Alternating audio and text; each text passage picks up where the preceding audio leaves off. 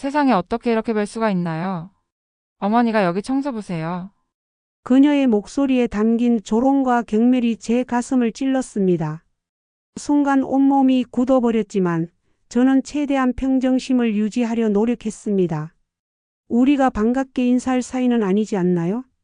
저는 지연에게 이제는 며느리가 아니기에 말을 올렸습니다. 그날 이후 지연은 저를 만날 때마다 가시가 되었습니다. 어느 날 아침 제가 청소를 하는데 지나가다가 어머님 아니 정자 아주머니 우리 집 앞 복도가 좀 지저분한 것 같아요. 신경 써서 청소해 주세요. 그녀의 말투에는 항상 조롱과 비웃음이 섞여 있었습니다. 하지만 저는 묵묵히 제 일을 했습니다.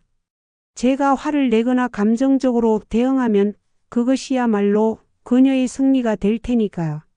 매일 아침 청소를 시작하기 전 거울을 보며 마음을 다잡았습니다. 난 절대 그 아이에게 무너지지 않을 거야. 하지만 지연의 모욕은 날이 갈수록 심해졌습니다. 어느 날은 지연이가 강아지와 아파트 주변을 산책을 하다가 강아지가 똥을 쌌는데 아주머니 여기 강아지 똥 좀 치워주세요. 어차피 단지 안에서 청소하시는 거 이 똥도 치워주세요. 이게 어떻게 된 일일까요? 아파트 청소부 아주머니와 주민 간의 이야기인 것 같은데요. 그런데 이 주민이 청소부 아주머니의 전 며느리인 것 같네요. 무슨 일이 있었길래 이렇게 되었을까요?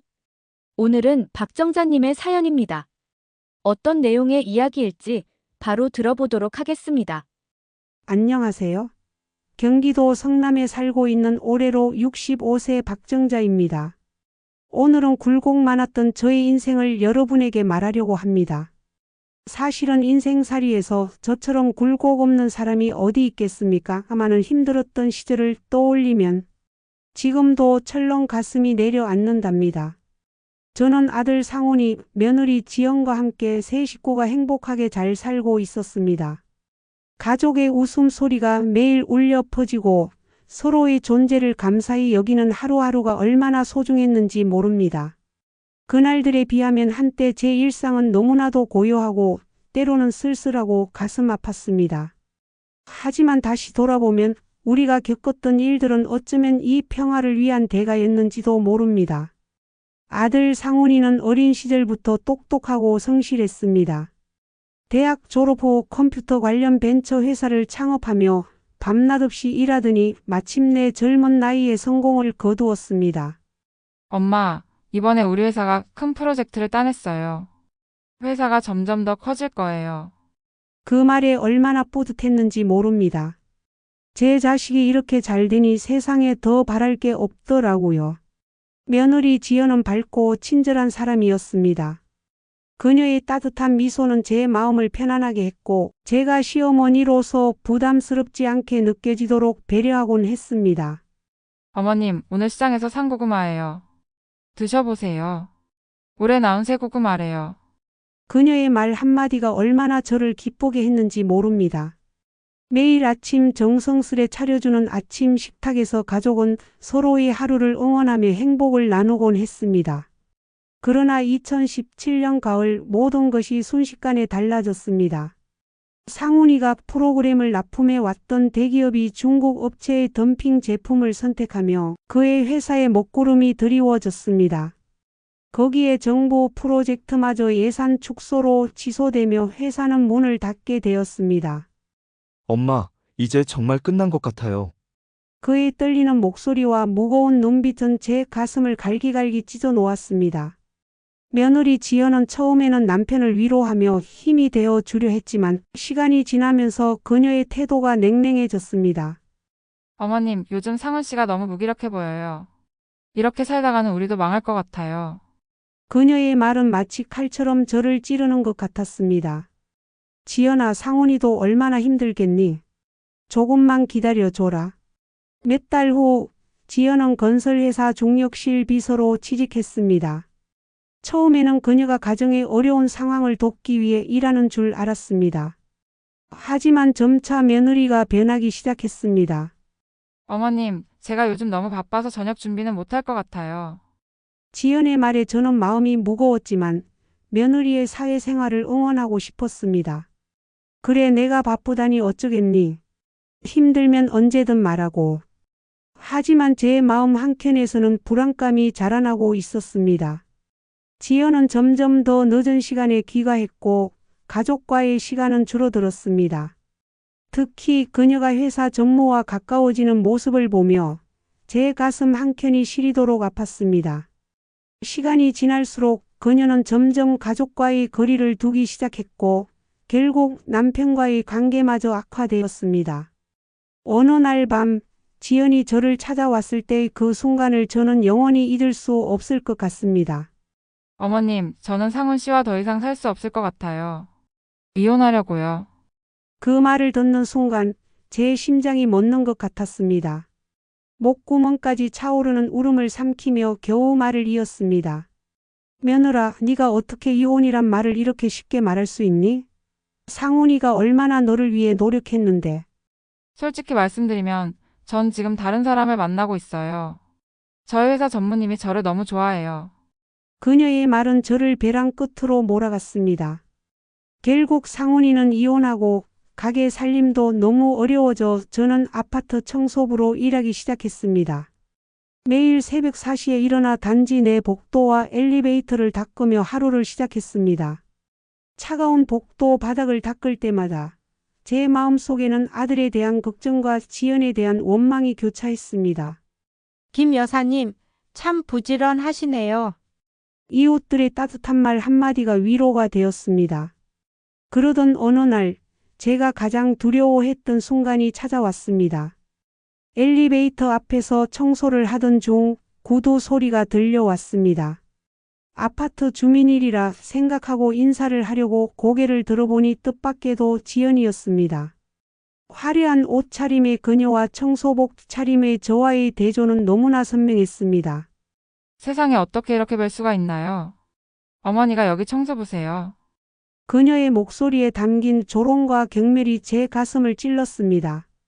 순간 온몸이 굳어버렸지만 저는 최대한 평정심을 유지하려 노력했습니다. 우리가 반갑게 인사할 사이는 아니지 않나요? 저는 지연에게 이제는 며느리가 아니기에 말을 올렸습니다. 제 차가운 대답에 지연은 오히려 더 날카롭게 말했습니다.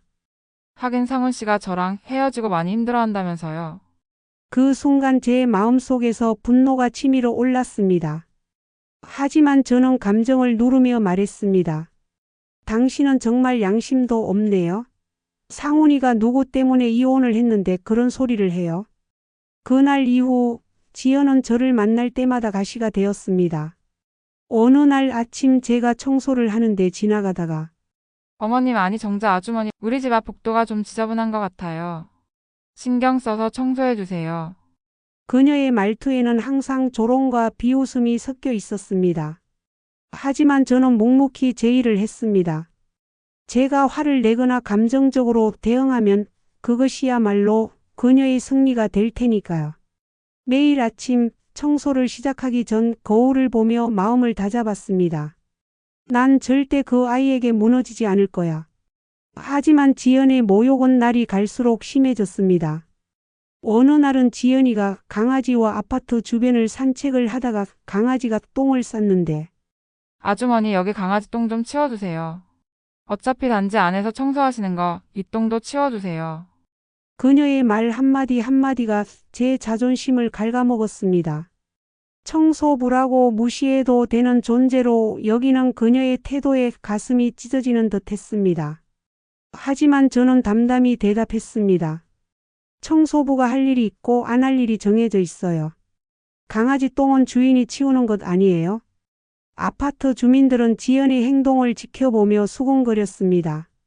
저 여자가 전 시어머니를 저렇게 대하다니. 박 여사님이 얼마나 고운 분이신데. 하지만 그들의 동정 어린 시선이 오히려 저를 더 부끄럽게 만들었습니다. 청소를 하다 눈물이 날 것 같으면 저는 얼른 화장실로 달려가 눈물을 훔쳤습니다.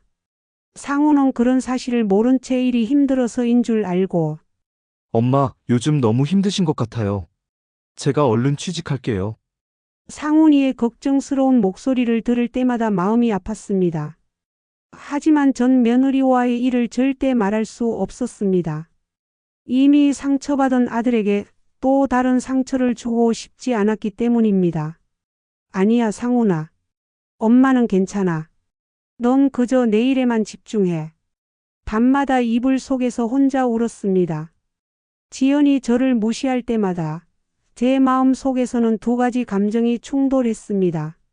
한편으로는 그녀에게 모든 것을 쏟아내고 싶은 분노가, 다른 한편으로는 며느리였던 사람에 대한 연민이 있었습니다. 왜 이렇게 됐을까? 내가 뭘 잘못했던 걸까? 한밤중에 이런 생각들이 머릿속을 맴돌 때면 잠을 이룰 수가 없었습니다. 그래도 아침이 되면 다시 청소 도구를 들고 나섰습니다.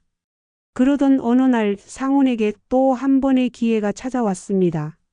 상훈이가 그간 다시 창업을 하려고 이리저리 뛰어다녔는데 자금 부족으로 시간만 낭비한 채 포기하고 대기업 전산실에 취직하려고 마음을 굳힌 때였습니다. 미국 실리콘밸리에서 성공한 대학 선배 진욱으로 상훈에게 한 통의 전화가 걸려왔습니다. 상훈아, 너 지금 뭐 안 하고 있지? 예. 선배님 사업은 잘 되세요?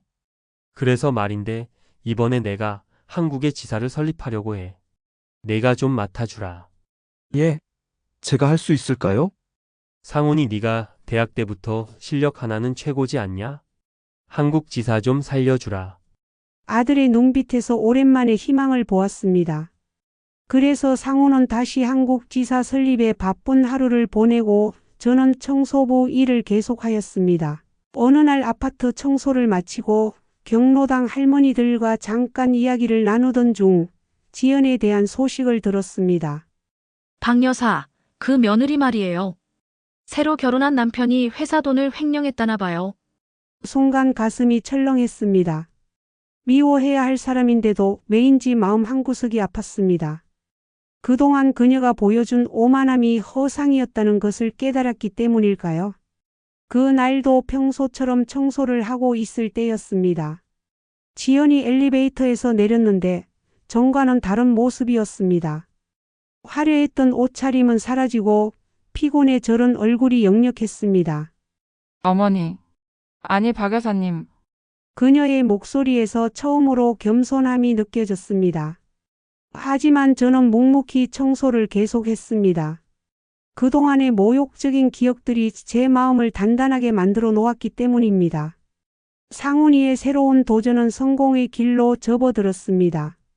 한국 지사는 빠르게 성장했고 업계에서 인정받기 시작했습니다. 엄마, 이제 청소 그만하셔도 돼요. 제가 모시겠습니다. 아들의 말에 고개를 저었습니다. 아직은 아니야. 내가 스스로 결정할 때까지 조금만 더 기다려 주렴. 지연의 상황은 날로 악화되고 있었습니다. 남편의 횡령 사건이 점차 공론화되며 지연의 이름도 언론에 오르내리기 시작했습니다. 횡령한 회사 전무의 아내, 알고 보니 사치 생활 즐겨. 아파트 주민들은 저 집이 그 여자 아파트라며 하며 대놓고 지연을 피하거나 비웃었습니다. 그 여자 그렇게 당당하더니 요즘엔 집 밖에도 못 나오더라. 그러게 잘난 척하더니 꼴 좋다. 지연은 더 이상 주민들 앞에 얼굴을 내밀 수 없었습니다. 사람들의 시선이 칼날처럼 느껴졌고 그녀는 점점 더 고립되기 시작했습니다. 또한 지연의 남편은 재판을 받으며 교도소에 수감되었고 그녀는 남은 재산으로 법적 비용을 감당하느라 빈털터리가 되었습니다. 어느 날 마침내 지연이네가 이사를 가더라고요. 제가 아파트 청소를 하는데 이삿짐 센터 차가 와서 어느 집이 이사를 가나 했더니 지연이 집이더라고요. 저는 단지 멀찍이서 이사하는 것을 멈칫멈칫 지켜보니 집안의 세간살이도 거의 처분이 됐는지 매우 단촐하더라고요. 본래 이 아파트에서 이사를 하면 고가사다리차가 오고 한나절은 이삿짐을 옮기는데 지연이 집은 조그만 화물트럭 달랑 하나로 이사하는 것 같았어요. 이렇게 저와 지연은 악연은 끝이 난 것 같았습니다. 이후 얼마 되지 않아 저도 아들이 청소일을 그만두라고 성하여서 그간 친하게 지내 정이 쌓였던 아파트 관리소 직원들과 같은 또래의 아파트 할머니들과 아쉬운 작별을 하며 청소부 일을 그만두었습니다. 아들 상우는 계속 여러 프로젝트에서 성과를 내고 그러니 저도 완전히 안정적인 생활을 되찾았지요. 성공한 상우는 좋은 여성을 만나 교제를 시작했습니다. 그녀는 상훈의 노력과 성품을 진심으로 존중하며 그를 따뜻하게 감싸 주었습니다. 상훈 씨, 저는 당신이 얼마나 힘든 시간을 지나왔는지 알아요. 이제는 당신 곁에서 제가 힘이 되고 싶어요. 고마워요. 당신 덕분에 제가 더 행복해질 수 있을 것 같아요. 상훈은 이 여성과 재혼하였고 저도 아들도 새 삶을 사는 것 같았습니다. 특히 요즘에는 주말이 기다려집니다. 상훈이와 새 며느리가 저를 모시고 소소한 여행을 떠나는 시간이 저에게 큰 행복이기 때문입니다. 지난 주말에는 평창으로 드라이브를 갔습니다. 상훈이 부부가 고급 레스토랑에서 점심 식사를 예약을 했더군요. 차를 타고 도착한 평창은 정말 그림 같은 곳이었습니다. 새하얀 설경이 펼쳐져 있었고 차창 밖으로 보이는 풍경이 한 폭의 그림 같았습니다. 며느리는 운전하는 상훈이 옆에서 길 안내를 하며 유쾌하게 대화를 이어갔습니다. 어머님, 조금만 기다리세요. 저희가 정말 괜찮은 레스토랑을 찾았거든요. 도착한 레스토랑은 분위기 좋은 곳이었습니다. 커다란 창문으로 눈 덮인 산이 보였고 은은한 조명이 따뜻한 분위기를 더했습니다. 어머님, 이곳의 스테이크가 유명하대요. 며느리는 제가 메뉴를 고르기 쉽게 상세히 설명해 주었고 제가 좋아하는 부드러운 스테이크와 함께 신선한 샐러드도 주문했습니다. 식사가 나왔을 때 상훈이는 살짝 미소를 지으며 말했습니다. 엄마, 우리 가족이 이렇게 좋은 곳에 와서 밥 먹는 게 너무 좋죠? 이제 엄마는 정말 행복하셔야 해요. 그 말에 제 마음이 찡해졌습니다. 그래 상훈아. 내가 이렇게 잘 돼서 엄마는 더 바랄 게 없다. 새 며느리 덕분에 내가 더 밝아진 것 같아 고맙구나. 식사를 하는데 새 며느리는 어머니, 항상 건강하셔야 해요. 그리고 우리 지중해 크루즈 여행 한번 가요. 어머니가 바다를 좋아하시잖아요. 상훈도 좋은 생각이라며 크루즈 여행을 다녀오라고 거들었습니다. 집으로 돌아오는 길 차 안에서는 음악이 흘렀고 우리는 이런저런 대화를 나누며 웃었습니다. 이런 행복한 일상이 오래도록 이어지기만을 바랐습니다. 그리고 새 며느리와 지중해 크루즈 여행도 다녀왔습니다. 상훈이는 바쁜 사업 일정 때문에 함께하지 못해 아쉬웠지만 새 며느리가 상훈 씨랑 함께 가면 좋겠지만 어쩔 수 없으니 어머니 이번에는 저랑 둘이만 다녀와요. 막상 해외여행을 가려 하니 망설여졌습니다. 나이도 있고 여자 둘이 해외여행을 가서 괜찮을지 걱정이 되기도 했습니다. 하지만 며느리는 환한 미소로 저를 설득했습니다. 어머님, 제가 다 준비할게요. 어머님은 저만 믿고 편히 다녀오시면 돼요. 결국 저는 며느리의 손에 이끌려 비행기에 올랐습니다. 처음 보는 넓고 거대한 크루즈선은 그 자체로 장관이었습니다. 배에 올라서자마자 며느리는 손을 꼭 잡으며 말했습니다. 어머님, 그간 고생 많이 하셨는데 이제 행복하게 사세요. 첫날 우리는 갑판 위에서 저녁 노을을 감상했습니다. 바다 위로 붉게 물든 하늘을 보며 며느리가 살며시 말을 꺼냈습니다. 어머님, 상훈 씨가 늘 어머님 덕분에 지금의 자신이 있다고 하더라고요. 저도 어머님을 보며 그런 마음을 배워가고 있어요. 그 말이 제게 얼마나 큰 위로와 기쁨이 되었는지 모릅니다. 다음 날 크루즈는 작은 섬에 정박했고 화창한 날씨 속에서 애게의 푸른 바다와 하얀 집들이 늘어선 아름다운 풍경을 바라보며 며느리가 제 팔짱을 끼웠습니다. 어머님, 여기 사진 한 장 찍으셔야죠. 제가 잘 찍어드릴게요. 그녀는 제 모습을 사진에 담아주며 제게 여행의 소중한 추억을 만들어 주었습니다. 저녁마다 크루즈의 고급 레스토랑에서 멋진 정찬을 즐겼습니다. 며느리는 제가 좋아하는 요리를 미리 알아보고 예약까지 하더라고요. 어머님, 이곳의 파스타와 와인이 정말 유명하대요. 제가 어머님께 꼭 드리고 싶었어요. 그녀의 세심한 배려가 느껴졌고 저는 그 순간 제 아들이 정말 좋은 짝을 만났다는 생각에 뿌듯했습니다. 크루즈 여행은 그야말로 나에겐 새로운 경험의 연속이었습니다. 그런데 인간의 인연이란 것이 이렇게 질긴 것인가 하는 생각지도 않은 일이 저를 기다리고 있었습니다. 그날은 아기자기한 골목과 활기찬 시장으로 가득 찬 항구 도시에 크루즈가 정박한 날이었습니다. 며느리와 저는 소소한 기념품을 찾기 위해 시장을 둘러보던 중이었는데 길가 좌판에서 반짝이는 액세서리를 팔고 있는 여자가 눈에 들어왔습니다. 처음엔 무심결에 눈에 띈 것이었는데 점점 가까워질수록 그 여자가 낯익었습니다. 그 순간 머릿속에서 핏줄이 멈춰서는 것 같았습니다. 전 며느리 지연이었습니다. 저는 숨이 멎을 것 같았습니다. 지연 역시 저를 알아본 듯 손에 들고 있던 액세서리를 떨어뜨렸습니다. 서로 말없이 눈을 마주친 채로 몇 초가 흘렀습니다. 어머님, 그녀가 떨리는 목소리로 먼저 말을 꺼냈습니다. 저는 잠시 망설였지만 차분히 대답했습니다. 지연이 너 여기서 뭘 하고 있니? 지연은 어딘가 초라하고 피곤해 보였습니다. 화려했던 그녀의 모습은 온데간데 없고 헝클어진 머리와 초라한 옷차림으로 액세서리를 팔고 있었습니다. 어머님, 저는 여기서 지내고 있어요. 그녀는 머뭇거리며 말을 이었습니다. 결혼은 했니? 살기는 괜찮고?